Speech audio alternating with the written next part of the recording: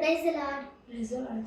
రోమీయులకు రాసిన పత్రిక 12వ అధ్యాయము 1 నుంచి 21 వచనాలు. Romans 12th chapter 1 to 21 verses. కాబట్టి సహోదరులారా, పరిశుద్ధమును దేవునికి అనుకూలమైన సజీవ యాగముగా మీ శరీరములను ఆయనకు సమర్పించుకొనుడి.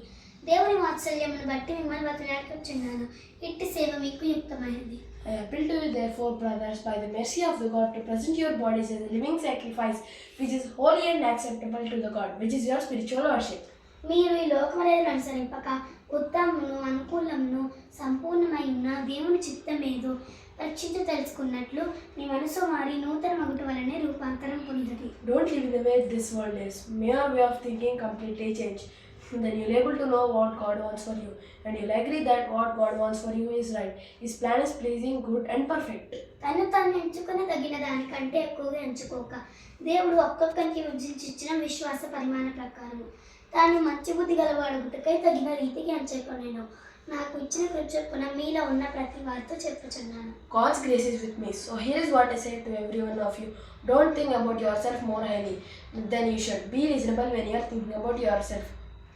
ఒక్క శరీరంలో మనకు అనేక వివరణలను వాటన్నిటికీ ఒకటే పని ఎలాగ ఉన్నదో అలాగే అనేకులమైన మనము క్రీస్తులో ఒక్క శరీరముగా ఉండి ఒకరికొకరు ప్రత్యేకంగా అవయవాలై ఉన్నాము. Our body is made up of many parts. Doesn't all the parts have the same purpose? Although we are many persons, in Christ we are one body. Each part of our body belongs to the other parts of the body. మనకు ఇచ్చిన కృప చొప్పున వేరు వేరు కృపావరములు కలిగిన వారమై ఉన్నాము కనుక ప్రవచన వరమైతే విశ్వాస పరిమాణ ప్రకారము ప్రవర్తింతుము, పరిచర్య అయితే పరిచర్యలోను. We all have gifts that differ according to the grace God has given to each of us. If it's prophecy, then use it according to your faith.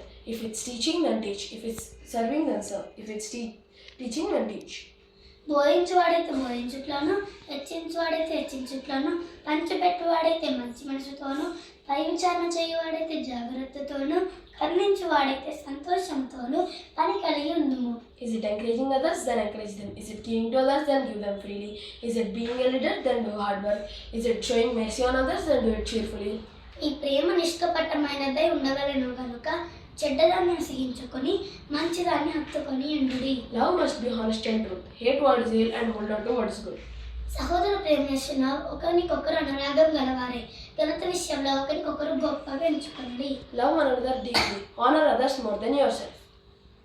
ఆసక్తి విషయంలో మాంద్యులు కాక ఆత్మయందు తీవ్రత గలవారే ప్రభువును సేవించుడి. Be excited about your faith as you saw the Lord. నిరీక్షణ గలవారి సంతోషించు, శ్రమ యందు ఓర్పు గలవారే ప్రార్థన యందు పట్టుదల కలిగి ఉండుడి. When you hope, be joyful. When you suffer, be patient. When you pray, be faithful. పరిశుద్ధుల అవసరములో పాలు పొందుచు శ్రద్ధగా ఆతిథ్యం ఇచ్చుచుండుడి. Share with the Lord's people who are in need. Welcome others into your home. మిమ్మల్ని హింసించు వారిని దీవించుడి, దీవించుడి కానీ శపింపవద్దు. Bless those who hurt you. Bless them, but do not curse them. సంతోషించు వారితో సంతోషించుడి, ఏడ్చి వారితో ఏడ్చుడి. Be happy with who are happy. Be sad with who are sad. ఒకరికొకరు మనసు కలిగి ఉండుడి, హెచ్చు వాటి యందు మనసు ఉంచక తగ్గు వాటి యందు ఆసక్తులై ఉండుడి. మీకు మీరే బుద్ధిమంతులుగా అనుకోవద్దు. Agree with one another. Do not be proud. Be willing to be a friend of who aren't considered as important. Don't think you are better than others. కీడుకు ప్రతికీడు ఎవరికి చేయవద్దు. మనుషులందరి దృష్టికి యోగ్యమైన వాటిని గురించి ఆలోచన కలిగి ఉండుడి. Don't pay back evil with evil. Be careful to do what everyone thinks is right. శక్యమైతే మీ చేతనైనంత మట్టుగా సమస్త మనుషులతో సమాధానం కలిగి ఉండుడి. If it's possible, live in peace with everyone. Do that as much as you can. ప్రియులారా, మీకు మీరే పగ తీర్చుకున్నాక దేవుని వృత్తులకు చోటియండి. పగ తీర్చుకుంటాం నా పని, నేనే మీకు ప్రతిఫలం ఇచ్చును అని ప్రభువు చెప్పుచున్నాడని రాయబడి ఉంది. My dear friends, do not try to get even. Leave a room for God to show His anger. It's written that I am the Lord who judge the world, and I'll pay back them, says the Lord. నీ శత్రువు ఆకలి ఉని ఉంటే భోజనం పెట్టము, దప్పిక కలిగి ఉంటే దాహం నిమ్ము. ఇలాగ చేయుట వలన అతని తల మీద నిప్పులు కుప్పపోయుదు. Do just the opposite, the scripture says. If your enemy is hungry, give him something to eat. If he is thirsty, give him something to drink. By doing those things, you will pile up burning coals on their heads. కీడు వలన జయింపక మేలు చేత కీడును జయించును.